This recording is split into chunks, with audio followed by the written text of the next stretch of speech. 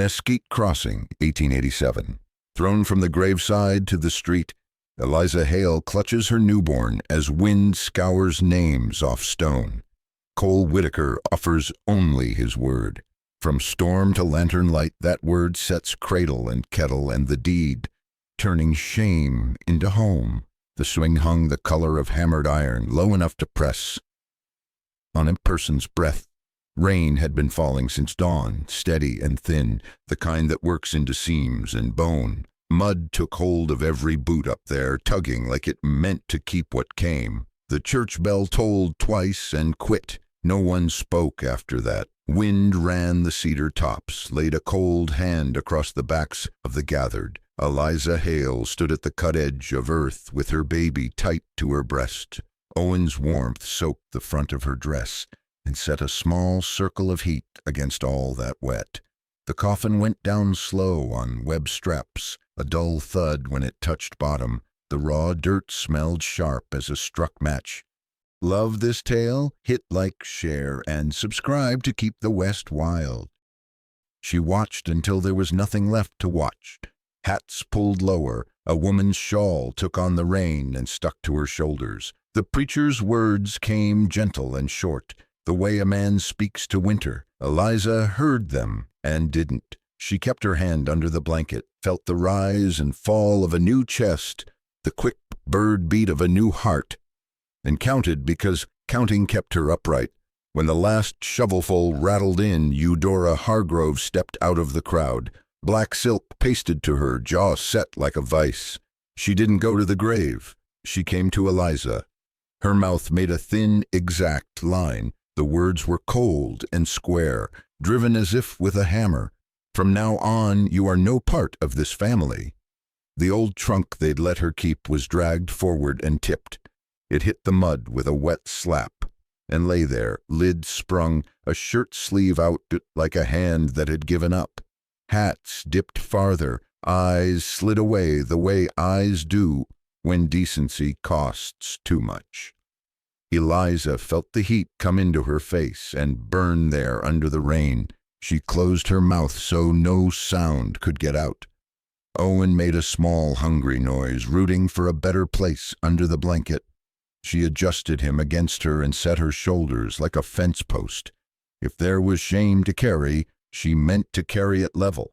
Someone near the gate cleared his throat, a rust and gravel sound.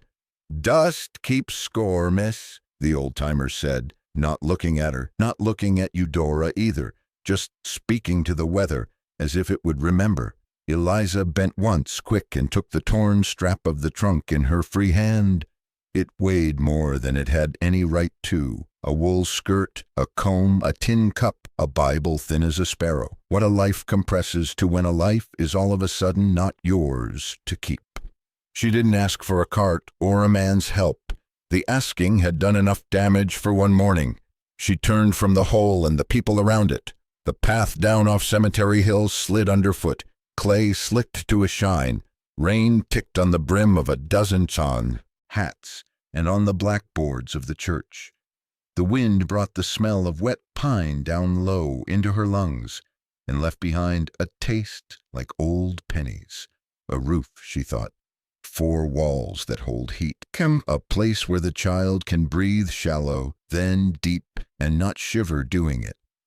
The word roof rose up in her mind like a small lantern and stayed. At the bottom of the hill, the town waited the way towns do. Face composed, hands busy, heart undecided. Eliza didn't look to either side. She kept the baby high and the trunk steady and walked until the mud thinned and the boards of the street took her weight with a hollow sound. The bell on the church swung once more behind her, not a toll this time, but a loose clack like a cup set down on a table. She paused at the edge of the street where the road forks toward flats and toward hills. Wind ran the open, carrying grit with it, making a sheet of the rain. Owen's breath warmed her collarbone. The trunk strap cut across her fingers and bit.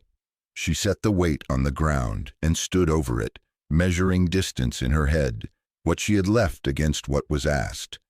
The crowd from the hill thinned and swallowed itself into doorways.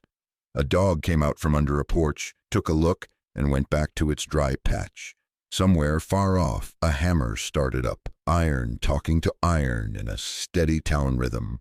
Eliza took that in, and the smell of coal smoke and wet rope, and let the picture of a cradle, just the shape of one, not even the wood, cross her mind and settle.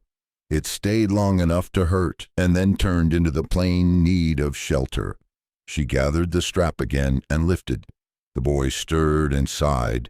Rain stitched the air in fine threads. And then, under the rain and the wind, the sound came sure and separate from all the rest. Hoofbeats, slow and measured, drawing closer up the street. She reached the fork where the road thins into two mean choices, one spilling east to the flats where wind runs like a razor, the other shouldering into the low rock hills, sod-patched and rough. Her skirt clung. The trunk strap bit her fingers purple. Owen breathed a small steam against her collarbone. She listened for anything kind in that rain, and got hoofbeats instead. The rider came straight down the middle, a bay gelding setting his feet careful on the slick. The man's hat brim shed water in a tight sheet. His coat was the color of work. He drew rein without throwing noise at the air, as if sound cost money. His eyes were steady the way a good fence is steady, built to stand and not to boast. He took in the trunk, the infant under the blanket, the forked road, and something in his jaw settled. He didn't crowd her. He let the horse breathe and said plain, "This ain't charity, just a man's word." The line landed square and clean. It wasn't polished. It didn't need to be. Eliza kept her palm cupped to Owen's back and shook her head once. Pride is a thing you can't wring out like a skirt. "I can manage," she said, though her knees had started a small tremble she hoped he couldn't see. He glanced east. The flats wore the rain like a bad idea. He glanced west. The hills held their shoulders up against the sky, and somewhere beyond them a blue thread of wood smoke ran the wind. "Flats'll give you miles and more weather," he said. "Hills give you brush to break it, and a door not far." He stepped down, leather creaking, and lifted the trunk one-handed as if it knew him. He didn't make a show of that either. A screen door 2 porches back opened a crack. Some old boy with a coffee tin and a blanket round his shoulders watched the exchange and said to nobody, or to the rain, "A man's word weighs like iron out here." The door eased shut again. Eliza looked at the road, then at the baby, then at the man who wasn't pressing her but wasn't going to leave her standing in it either. She nodded, small as a breath. He moved like water over stone, smooth, certain, no waste. The trunk went up across the bay's cantle. He unbuttoned his coat and swung it around her shoulders from the back, settling the worn weight over both the blanket and her shame, which, to her surprise, warmed the same. "Hold the horn," he said. He laced his hands and gave her a lift. She went light as she could, careful of the child, and found the saddle center with the feel of a woman who has known work. He swung up behind and set a hand on the bay's rein, the other a careful brace at her elbow. Not more, not less. She felt the living heat of his chest through the coat, but also the restraint of it, like standing near a fire that knows its place. They took the west road, the one that climbs, the one with mesquite and scrub cedar to tear the wind down to size. The town slid away behind them with its nails and its bells and its turned faces. The rain thinned to a mist that beaded on hair and lashes and made the world look a little farther than it was. He didn't ask for her story. He didn't tell his. The bay's ears worked. The bit chimed once and quit. Their breath fell into one rhythm, the deep pull of a horse, a man's steady draw, a woman keeping time with a sleeping child. Here and there jackrabbits broke cover, and once a hawk came low as if to inspect them, and then moved on with business of its own. Past the first rise the wind lost its teeth. Brush closed in. The smell changed. Less wet rope, more earth that had taken rain and meant to use it. Cloud light poured down the slope and ran like milk along the seams of the land. At the top of the second swell, Eliza could see a cut of fence, and beyond it, a line of cottonwoods marking water. The notion of a roof pushed up again inside her, no longer a hurt, so much as a direction. They crossed a dry wash with water only enough to talk in pebbles. He pointed the bay along a narrower trace that knew where it was going, and the horse fell into a walk that was almost a memory. The man spoke once more, voice low. House ain't much, but the fire's honest. She let that sentence sit inside her where the cold had been and found it fit. Owen stirred, sighed, and went deeper into sleep under the coat. The bay shook rain from Yamani's mind. The hills sank them into a kind of quiet that didn't accuse. By the time the path shouldered past a last stand of cedar, dusk had found them. A square of plank wall showed ahead with a window the color of honey. Fire moved inside that square, not wild, just steady, making shadows climb and settle on the boards like they liked it there. She felt her back go warm before they reached the yard. He drew rein and swung down. "Easy," he said, and took the weight of the child while she stepped off. His hands were clean of hurry. The coat stayed on her shoulders. Somewhere close by, water began to murmur. The door opened on a light that trembled as if glad to see them. Love this tale? Hit like, share, and subscribe to keep the West wild. Warmth met her first, then the smell of split pine and iron. The room took her in without asking questions. A stove ticked as if counting to itself. Somewhere close by, water came up to a patient simmer. She felt the coat lifted from her shoulders. A quilt dropped into its place. Weight honest as a hand that means well. After so long of standing straight against weather and eyes, her body let go. The floor rose a fraction and turned soft. The dark that came was not the cold kind. When she woke, the light was low and gold, the sort that makes wood show its years kindly. A chair had been pulled near the hearth. Boots she knew as hers sat together under it. Mud brushed away, toes pointing forward like they understood where to go next. Between chair and stove stood an old wooden cradle, set canted so it caught but the fire's heat without taking flame. The rails shone where hands had smoothed it once upon a time. Inside, Owen slept on him. On his side, mouth open just enough to show breath. His small fist rose and fell with that breath, like a pin flag finding wind. On the stovetop, a brass kettle wore a skin of steam. Someone had set a cup ready, chipped enamel, rim thin as patience and just as brave. Willow bark floated in the kettle like leaf boats, staining the water tea-brown. A folded towel warmed on the oven door. Her dress had been hung by the fire, drip line catching in a pan. The place had the look of work done quiet and correct. Cole stood at the woodbox, breaking kindling down with a twist of his wrist more than a strike. He laid the splits as if they were pieces of a sentence that ought to read right the first time. No talk to fill the room, no need. He checked the kettle with a tilt, set the lid back, then banked the stove to a lower glow. Heat settled in like a body deciding to stay. Owen made a sleep-catch sound that might have been a cough if it had ambition.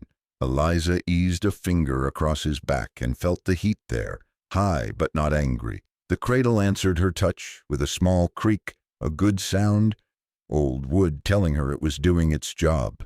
She looked at the grain, the whitish scars, the faint rasp marks, and let the idea of a house include now not just roof and walls, but a place built to hold a child without shaking. Coal poured from the kettle, the steam rising like a soft veil, and set the cup where her hand could find it.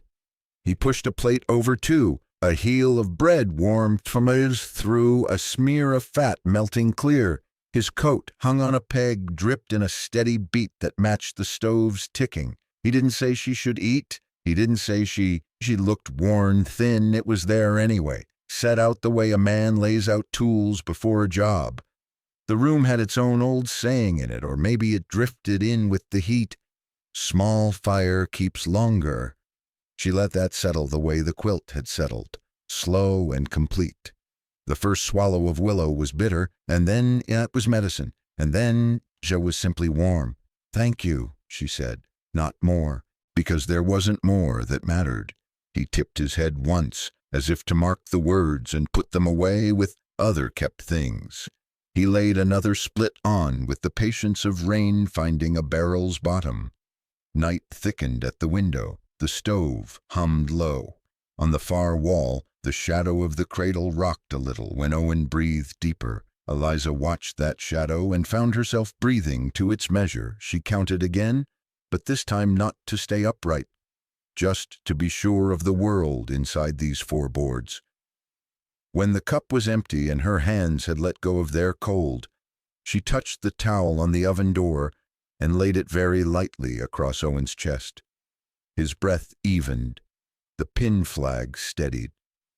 Outside, the rain had thinned to a whisper in the mesquite. Inside, the quiet had put down roots. Toward morning, the kettle went from murmur to hush. She thought of the boy's small cough and of a bell somewhere in town that rang over a door when you opened it. She could see the white paper twists of powders and the careful hands that tied them. She could hear that bell, though it wasn't ringing yet, the way a body can hear a day coming on before it comes. By first light, the rain had pulled back to a skin on the boards, bright as fish scales. The room held its warmth like a kept promise. Eliza checked Owen, hot but not fighting it, then wrapped him close and stepped out.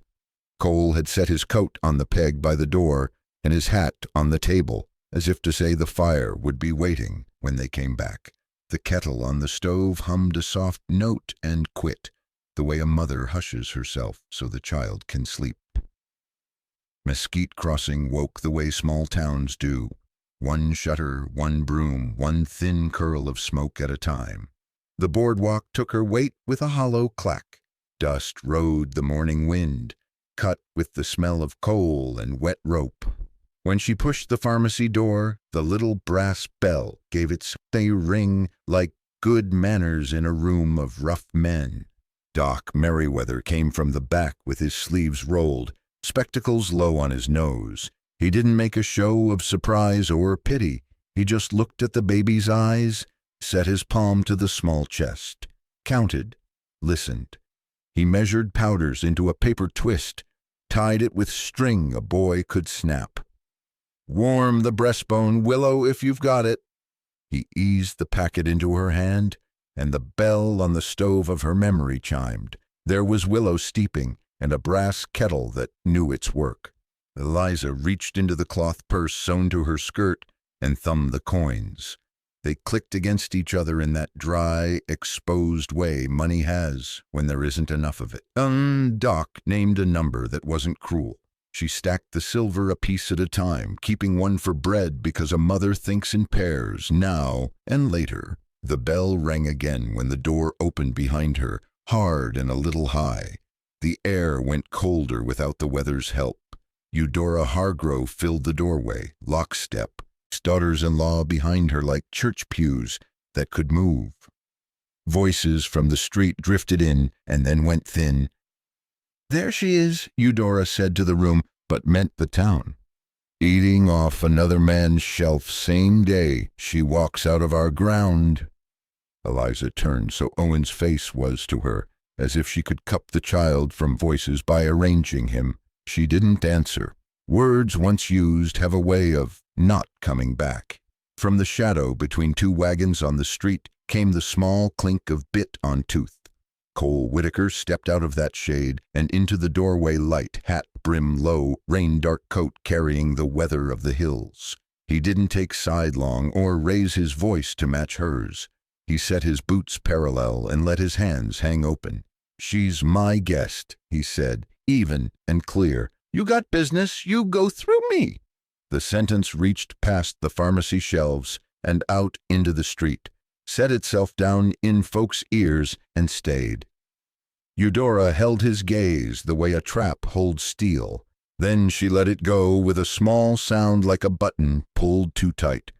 "You'll find your standing light, Mr. Whitaker, once talk gets going." She swept her skirts and was gone, the bell giving a foolish little jingle after her, like it regretted being tied to any of it. Nobody clapped. Towns don't clap for what's supposed to be ordinary. Doc coughed once, not from sickness. He slid the packet a finger's width closer to Eliza and looked at the baby as if to say the only vote that mattered was the next breath taken easy. Eliza tucked the medicine away, and the feel of the room settled in her bones. The scale, the blue glass, the gossip held back by teeth, because a man had drawn a clear line and stood to it. Pride rose in her, not the kind that trips you, the kind that squares your shoulders without making them hard. She nodded once to Doc, once to Cole, small marks in a ledger a person keeps of who they are to themselves. They stepped back onto the boardwalk. The bell quieted as the door breathed shut behind them, the hush that follows a clean cut. Cole didn't touch her. He didn't have to. They stood in the same weather, that was all, and it was enough to make the wind feel less like a blade. Somewhere down the street, Zeke Harper's anvil took up its morning song, iron talking to iron in sure strokes, counting out a tempo older than any rumor. An old fellow on a barrel muttered without looking up, "Standing's cheap. A kept word ain't." The sound rode the wind a moment and vanished into the day. Eliza shifted Owen higher and felt the heat of him steady under her palm. The town turned its head back to its chores. The anvil rang again, sharper this time, like a nail done for a hard board. She heard it and wondered, what was that hammer warning them about? Love this tale? Hit like, share, and subscribe to keep the West wild. The anvil kept speaking after they left the boardwalk, iron syllables pushing them down the street and out past the last hitch rail. By the time they cleared town, the sound was only a memory riding the wind, but it had set a tempo in Eliza's chest that didn't fade. Cole put her up and took the west trace again. Owen slept with the medicine's sweet bitter on his breath. Clouds pulled apart like old cloth, letting a pale light through. At the ranch gate, a man waited with his reins looped and his weight loose in the stirrups, the way a snake rests on a warm rock, coiled without looking like it. Dust colored his coat the neutral of bad news. Jed Sloan tipped his hat as if they'd met on better terms before. Maybe once they had. "Morning, Whitaker," he said, all vowel and grin, neither of which reached his eyes. The grin fell off quick when it learned it wasn't wanted. He rode the line of his look past Eliza to the yard, to the windmill, to the north fence where grass ran thicker and the land held its breath for winter. "Hear tell that north section fetches a price these days. Railroad boys paying a man to be reasonable." Cole let the bay stand, hand easy on the rein. "Land does its job," he said. "So do I." Jed's gloved fingers walked the saddle horn once, twice. "Peace comes dear out here," he allowed. "Sometimes cheaper to buy it than fight for it. Sometimes cheaper to let it buy you." His glance skipped to the rock shelf, where a dry wash cut toward Dry Fork, dismissed it, came back to the gate latch like he was measuring what force it would take. Eliza kept Owen tight and the gatepost at her shoulder. The wind carried the clean of fresh oil from the stall hinges, Cole's work from the night before, and the faint wool sour of a blanket that had been wet and was now not. Jed's horse blew and stamped. A strip of rawhide on the bridle made a small, mean squeak. "Not selling," Cole said, flat as fence wire. Jed let his breath out between his teeth, like a man smelling something he expected to rot and finding it wasn't ready. "Things tend to happen," he said, almost kindly, and set his hat back a hair. "Take care of that wash if we get weather." He touched his spur and rode on without a backward look, which was its own look. They watched him go until the mesquite had him. Cole swung the gate, Eliza slipped down with the child, and the yard closed around them like a pair of hands. Cole's gaze went north, where winter pasture lay like a promise a man meant to keep. Eliza felt more than saw the small weight of a folded paper in the breast pocket of his vest, the shape of a deed, the idea of a father's name lettered straight. He didn't touch it. He didn't need to. Later, when Owen had taken his second dose and the kettle set up a thin song again, Eliza walked back into town for bread. The forge door stood open. Heat rolled out heavy with iron and coal. Zeke Harper held a set of tongs the way a preacher holds a book he intends to pound truth out of. His hammer fell on a shoe, and the shoe agreed to be what the job required. Men had gathered the way filings gather toward a magnet. They spoke low around the beats, so the hammer could have the floor. Names drifted. Silas Henley, Rio, and Panhandle, survey stakes, a line drawn across maps that didn't know calving seasons or where snow beds down. Amos Pike walked by and paused, not to bless or scold, just to let his presence weigh the air. Miss Pearl crossed with 3 school children strung like sparrows on a wire. Each child carried a paper lantern, paint still wet, for some small celebration that didn't feel much like celebrating now. "Word is," someone said, "Henley's got papers in his coat will make a man blink twice." Zeke set the shoe back to the anvil. Railroads run on promises and iron, mostly iron. He struck again. The line took hold like a spike. From a bench in the shade, Mateo Reyes lifted his chin from a saddle's skirts he was mending, eyes steady under a brim older than most fences. "Progress comes fast," he said. "Grass dies slow." Nobody argued with a sentence that knew where it stood. Eliza traded for bread and a lick of salt. On the way out, she passed a folded survey sketch tacked to a post. Pencil lines as straight as Bible law, the kind that never ask a winter cow how far it can push its ribs. She didn't need letters to read what the lines meant. She tucked the loaf under her arm and the paper packet from the dock tighter in her purse. Outside, the day had gone to a pale blue that made distance look honest. The anvil's song followed her to the end of the street and fell behind. She thought of the gate latch, of Jed Sloan's horse stamping, of a wash that could turn talk into force if a man leaned on the wrong rock at the wrong time. She thought of the quiet in Cole's voice when he said, "Land does its job, so do I." Back at the ranch, she set the bread on the table and checked the child. Owen's breath came small and even, a pin flag catching the slightest wind. She laid a hand on the cradle rail and felt the wood answer. Out in the yard, Cole sighted along the north fence like a man reading the year to come. Somewhere between the two of them lay a piece of paper with a name on it and a town fixing to decide what such names were worth. Morning took hold clean and spare. A blue so thin you could see the bones of it showed between strips of cloud. Windmill vanes turned slow, shouldering the breeze like a man lifting a sack he's lifted all his life. Cole had the remuda in, ropes coiled neat as sentences that meant what they said. Mateo Reyes stood with one boot on the bottom rail, hat pushed back the small distance that means a man is ready to teach. "Lead first," he said, not to show off, but so the day would have an order.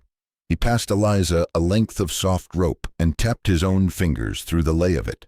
She mirrored him, ear to hand, palm to twist, and made the lead knot snug against the halter ring, the tag end laying just so. Mateo gave the rope a testing tug, and the knot answered like a yes. He touched the brim as if to a fellow worker, not a charity case. Pride ran warm along her wrists where the fibers had burned them earlier in the week. They moved to saddles. Cole dropped a cinch and lifted the skirt so she could see why leather belongs here and not there, how hair grows and how a cinch respects it. "Flat and fair," he said. "Horse'll tell you if you cheat him." She settled the latigo, not pretty but true, and he left it that way because true is what holds. By mid-morning she could lay a drag rope clean, coil riding her palm in even cookies. Mateo pointed once with his chin at the loop she'd set down. "Tie it as a preacher's purse." It passed for praise in his country. Eliza hid a smile in the shadow of the horse's shoulder and let the world see only hands that were learning a trade. From the house came the light throat singing of the brass kettle when willow finds spoil. Eliza wiped her palms on her skirt and went in. Owen's skin had the heat of work, not the heat of fight. She set the spoon to his mouth, and he took it without turning his head away. Medicine is bitterness that decides to be useful. The boy swallowed and gave her back the sound of breath that doesn't argue. She felt the change before she knew she was believing in it. Back out, Cole was mending the south gate, a hinge laid open like a joint, a good country doctor means to set right. He cleaned the pin and worked oil in slow circles until the black turned honey, and then clear. "Hinges and men," he said, not looking up. "You keep what holds." He set the leaf back, drove the pin down with the handle of a screwdriver, and swung the gate. It closed with a hush, like a book coming to the end of a chapter that didn't waste your time. Eliza took his coat from the peg where it had hung all night and spread it on the table. The lining had gone loose across the shoulder, where men wear their worry. She threaded a needle and set to with short, stout bites that would not tear free. The thread sawed a soft song through cloth. The needle touched her fingertip and drew a single dot of blood, proof of labor paid in the small coin it always costs. When she tied off and rubbed the knot to lay it down, the coat looked more itself than it had yesterday.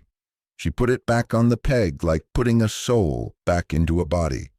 Outside, the yard settled into the music of a place that knows what it's for. Pump rods knocking light time, a gelding blowing the dust from his nose, Mateo humming 3 notes over and over because 3 was enough. Eliza stepped to the cradle and set 2 fingers to the rail. Owen slept on his back now, fists open, ribs lifting small and even. The cradle offered a gentle creak, an old house blessing a new tenant. She carried a cup of willow out to Cole. He took it and didn't dress the taking in talk. Steam climbed into the cold and vanished, leaving the faint, clean smell under the skirmumbai. They stood a moment without agenda. There are silences that scold, and there are silences that mend. This one did the mending. Work found them again. She checked the rope shelf and put up what she'd coiled, tightened lids on salve, stacked brushwood by length so a fire could be fed in the right order. Small neatness hardens a house against big weather. When the sun tilted, she went to the stall doors and tried the hinges one by one. Each closed in a soft click, like a promise being kept. Cole heard it and raised his head, and a look passed between them that said partnership without daring to use such a large word out loud. Evening slid in, amber at first, then the color of pewter cooled in shade. She laid another split on the stove, and the kettle answered with a pleased hush, not the needy kind. Owen stirred, didn't cough, and fell deeper. Eliza set her palm above his mouth and felt his breath warm her skin like a small campfire in a country where wood runs scarce. Cole came to the door and worked the latch once, slow to hear it. The metal kissed home, quiet as a prayer. Somewhere in town, paper would be lifted and smoothed, and the dry rasp of it would start a different sort of work, the kind men do in rooms with benches and rules. The latch clicked again, gentle, deciding which sounds belonged to this house and which to the town hall waiting down the road. Love this tale? Hit like, share, and subscribe to keep the West wild. Toward late day, Cole tried the latch once more and let it kiss home. A house has its sounds, and a town has the others. He set his hat, looked at Owen asleep easy, and gave Eliza the smallest nod, asking without putting it in her hands to refuse. She lifted the shawl over the boy and took him up so careful the cradle barely creaked. The kettle sighed as they stepped out, as if to say it would keep the fire honest till they got back. Mesquite Crossing gathered itself inside 4 high windows and a planked door swollen by old rains. Benches shined where pants had polished them for years. Pipe smoke held to the rafters like fog that had forgotten how to travel. The floor carried the scuff-speak of boots, finding places they'd found before. Amos Pike sat near the back, hat in his lap, silence laid across his shoulders like a sermon no one needed to hear twice. Doc Merriweather stood at a side wall with the look of a man counting breaths even when he isn't. Zeke Harper leaned with those hammer hands laced, iron dust in the cracks. Silas Henley was the only thing new. New suit, new shine, voice greased for distance. He laid his papers down, smoothed them with a city palm, and told the room how rails bring goods, and goods bring folks, and folks bring money, and money wipes away the hard history of a place like rain takes tracks. "Jobs," he said, and the word was round as a brass doorknob. He spoke of schedules and charts like they were weather ordained. Cole sat with his hat on his knees until it was time not to. He rose slow so the boards understood he meant to speak, but not to waste them. He didn't look at Henley while he talked. He looked at the men who knew winter by its first cold breath. "You boys change maps by train timetables," he said, voice level as fence wire. "I trade winter into hunger if I sell." The sentence didn't gallop. It set its feet and held. A chair creaked somewhere as a man shifted, then held still again. Henley lifted his papers higher, as if height could make weight. He spoke of compensation, of a fair number snugged into a figure that would look fine in a ledger and mean lean pasture come January. He said the word progress as if it were a mercy. He didn't say what cows eat when grass is a memory and snow carries its own will. Eliza stood in the back shadow, Owen against her heartbeat, and then walked forward left of the aisle until she could set her shoulder behind Cole's. She didn't speak. She didn't need to. She stood there with a sleeping boy and the weight of him, 2 quiet facts a town can't deny and stays ashamed of if it tries. The room took her in the way barns take in dusk. No fanfare, just a steady admitting. "Vote it," someone said, not from meanness so much as from wanting the moment over. Hands rose, some with wives in mind, some with bills, some with the kind of hope that forgets it costs. Enough to hearten Henley for a breath, not enough to write a man off his deed. The Count stalled in a place where paper can't push a winter fence an inch. Henley's smile trimmed itself down to business. He didn't threaten out loud. He didn't have to. Laws can carry a sharper edge than a knife if you pull them from a far pocket. "This ain't over," he said, tone friendly the way water sounds friendly before it finds a cut bank. He gathered his pages, squared them, and made a small show of not slamming them shut. On the way out, Miss Pearl herded 2 boys past Eliza with the kind of eye that keeps chalk dust and fistfights in line. One boy's hand brushed Owen's blanket and then shot back like he'd touched a stove. He looked up, saw Eliza's face, and smiled without asking permission from any grown man first. She let that smile in, set it on a shelf inside where it could help. They stepped into evening that had gone to tarnished gold. The door behind them sighed on its hinges. Amos Pike paused by Cole, tipped his hat brim a finger's width, and went on, blessing enough and measured so it wouldn't spoil. Zeke was last out, and his voice came low to the slant of the street. "Town talks wind, winter pasture ain't." Then he gave the night back to the crickets. The street held a dry quiet that wasn't peace. Somewhere to the north, a dog barked twice and quit. Dust lifted and settled as if a wagon had passed, though none had. Eliza shifted the boy and felt the heat of him steady, a truth to measure by. Cole set his palm to the small of her back, not to guide, just to make a bridge between what was said in there and what would be done out here. They took the road home at a walk. In the low places, the air cooled first. Out past the last yard light, the wind changed its smell. Less town, more mesquite, and something else under it. A damp that didn't belong to the day. The ground keeps its own counsels. Off to their right, out of sight, Dry Fork whispered in the dark in a voice a man might mistake for leaves until he listened. Eliza lifted her head and listened. Under the surface, water gathers. By gray first light, the smell under the wind had turned from dust to something with weight on it. Clouds packed in, low-bellied and dull as lead. The kind of sky that presses a man's hat down without touching it. Cole had them saddled before the stove lost its red. Mateo Reyes swung up with a nod and a short word that meant he'd seen this weather before and didn't hold a grudge, only a plan. Eliza took Owen's cheek in her palm, felt the sleep warm there, then set him in the cradle with the quilt snug and the kettle set to murmur for when she came back. She tied her hair in a work knot and stepped into the yard.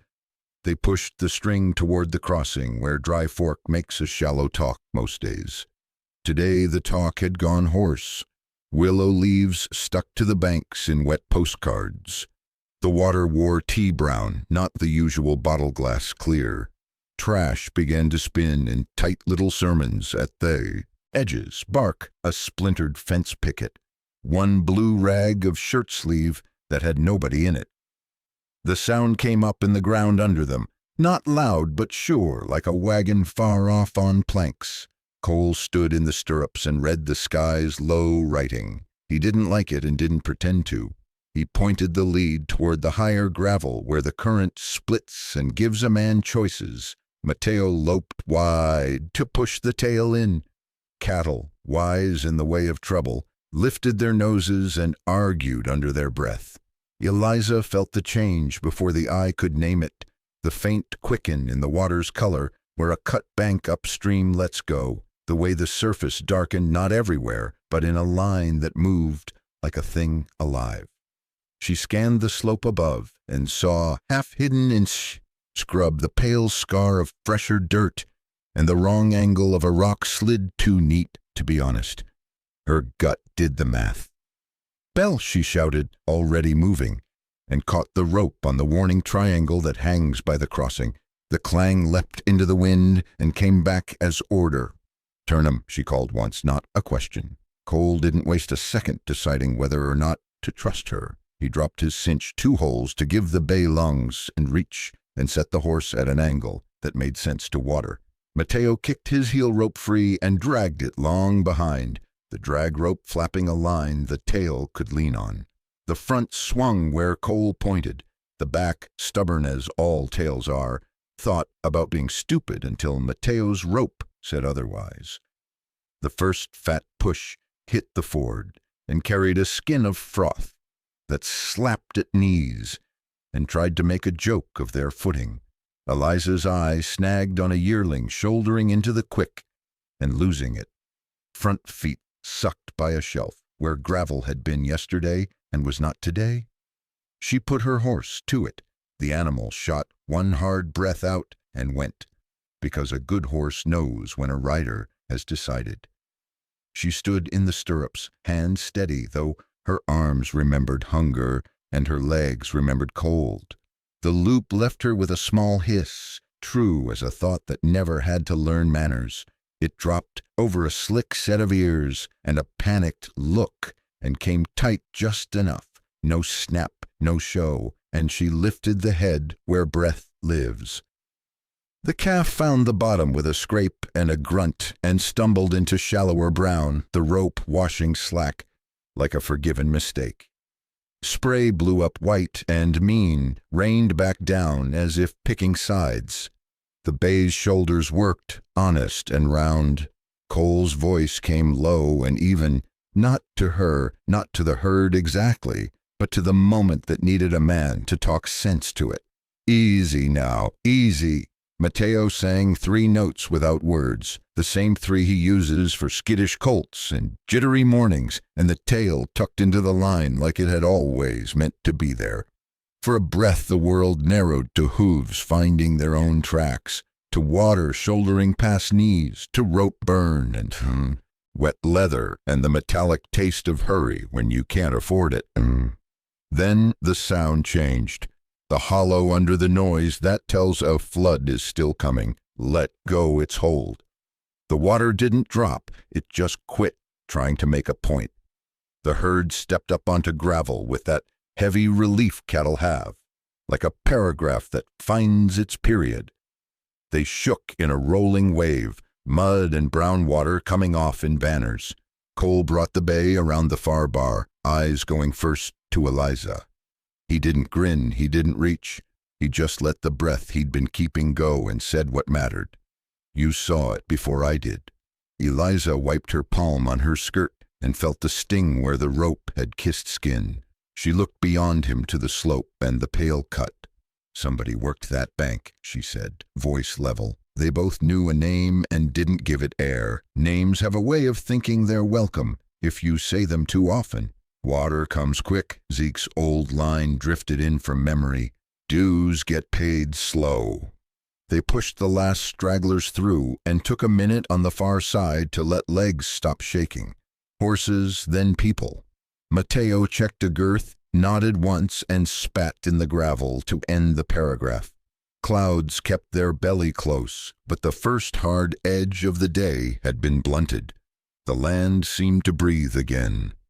Love this tale? Hit like, share, and subscribe to keep the West wild. By the time they trailed the cattle home, the light had gone pewter. Eliza set the saddles where leather could dry without cracking and carried her hands to the stove.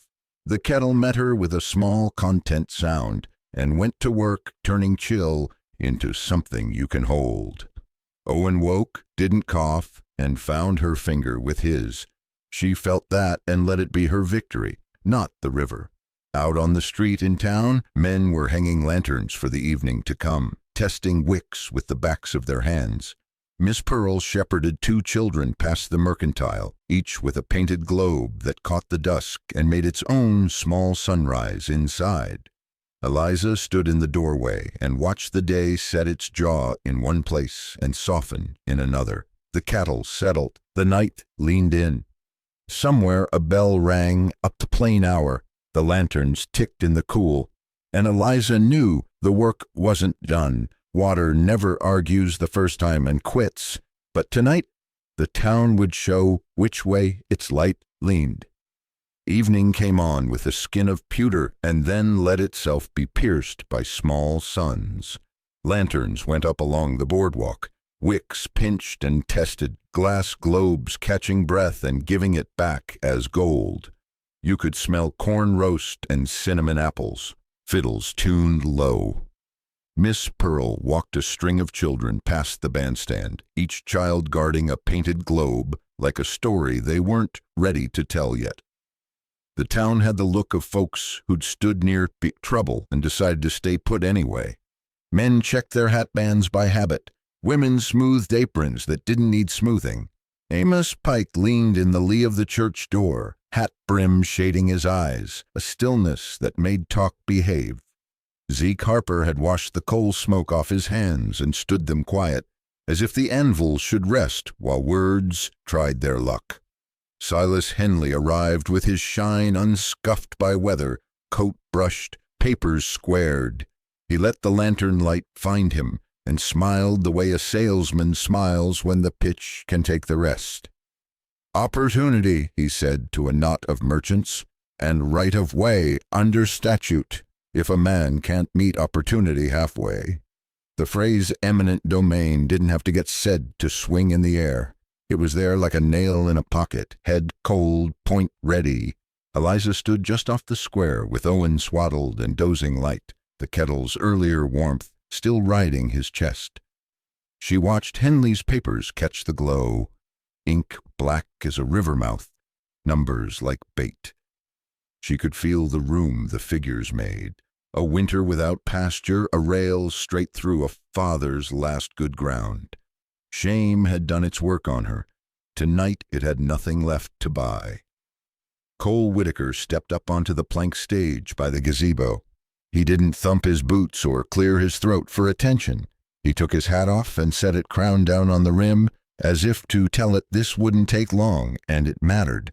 Lantern light cut a clean edge along his cheek and left the rest to intention. He looked out, not over heads or past them, but into them, like a man checking fence for true. The square slowed its breathing. He drew a folded paper from his vest. Not fancy paper, no ribbons, the kind that lives in a pocket because work does. He broke the wax with a thumbnail and let the deed open its one simple mouth. "Name on this land is mine," he said, voice level as good ground. "Name it'll carry after me is Owen Hale, lawful heir." He didn't look back at Eliza when he said it. He didn't have to. "Till the boy can sit a saddle and make his own gathers, his mother keeps this house. Any man with business goes through me." The sentence stood its posts and strung its wire without hurry. It didn't ask for applause. It didn't give room for a counteroffer. Somewhere a fiddle string hummed itself into tune and quit, as if the instrument understood, too. Amos Pike tipped his hat a finger's width, enough to mark witness, not enough to make a show of blessing. Doc Merriweather's hand went to his vest pocket and stayed there, a check of some inner ledger that came up square. Henley's smile held until it didn't. He kept his hands off the papers like they might burn if he touched them wrong. Numbers can do a lot in a small town. They can't change winter. He nodded once, polite as a man nods to a grave. He'll have to walk past again and set his mouth for later. Silence had its one clean beat.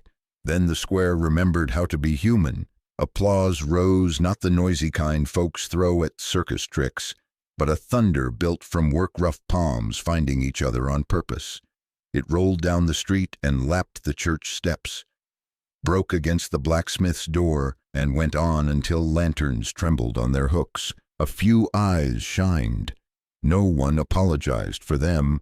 Eliza felt something lift off her shoulders that had nothing to do with cloth. Shame, old and obedient, looked for a place to sit and, for once, could not find one. She held the sleeping boy and let the deed's words put a roof over more than their heads. Cole stepped down from the plank and folded the paper like it was just paper again, which is how a strong thing should behave once it's been used right.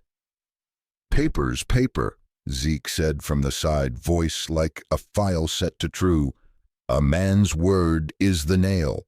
The line took hold. The night agreed. Music started proper then, low and meant for feet that had earned it. Lanterns ticked in the breeze, tiny clocks that kept no man's time but told of a town still willing to see its own light.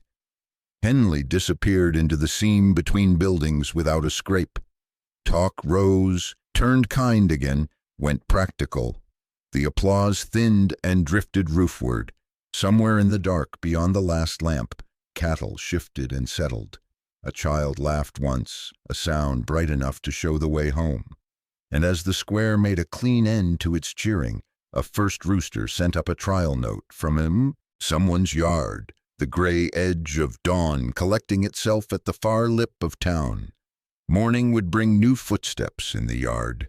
First light came in thin as silk and then thickened, pooling on the grass till the pasture looked poured from a gold pan. Frost took its time letting go. Breath hung from the geldings like small flags at half. A rooster tried out his throat twice and decided the day would do. Eliza set the door wide. The kettle had already found its hush, a steady whisper that turned a house into a place to rest. She wrote in the stock ledger with a pencil trimmed by knife, numbers plain as fence posts, calves counted, a gate mended, a fever broken. Owen fussed once and then watched the pencil move like it might carry him along. Sun crept across the floorboards and warmed the place where his blanket didn't reach. Out in the yard, Cole knelt and steadied the boy upright beside the trough. One hand a brace, the other open so a child could choose it. "One step at a time, little man," he said, not as a challenge, but the simple law of this country. Owen's feet argued, then agreed. He put the day under him by degrees. Cole didn't cheer when a step landed true. He let the quiet take the victory so it would stay. A wind out of the panhandle slid under the eaves and brought the smell of sun-touched mesquite. Chickens worked the yard like scribes correcting the ground. Mateo's whistle floated from the far corral. 3 notes, always the same. Somewhere beyond the cottonwoods a cow bellowed long and soft, a kind of prayer answered by chewing. On the table lay the folded deed, not in a place of honor and not hidden either, just there like a well-used tool, edge blunted from doing what it's for. It had a man's name and now a boy's, but the paper felt smaller than the living of it. Eliza brushed a crumb off the corner and left it to the light. "Some things you keep by not fussing over." She stepped to the cradle and ran a thumb along the fresh-cut letters. Owen Whitaker Hale, each stroke rubbed with wax and warmed by nights of breathing. The rail carried a shine born of patience. When she set her palm near the child's mouth, his breath met it warm and regular. That small campfire again, tended to and never let out.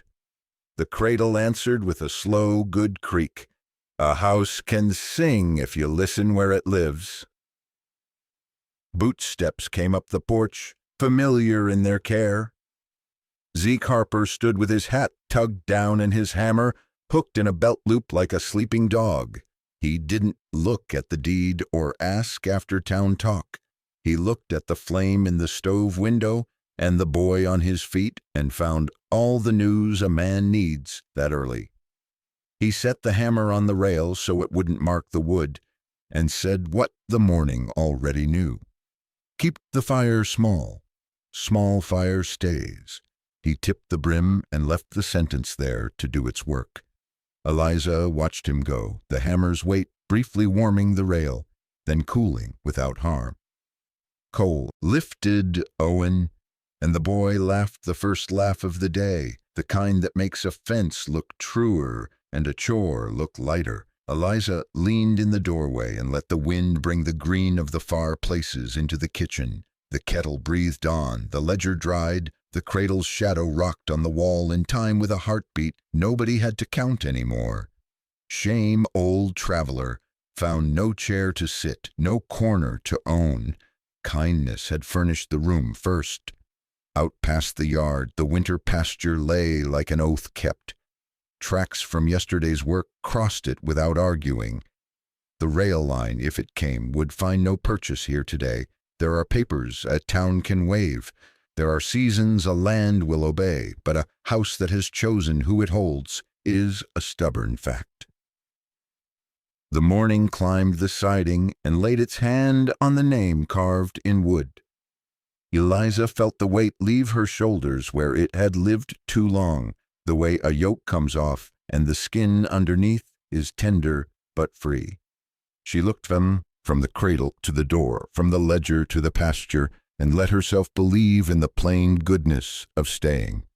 The cradle gave one last even creak.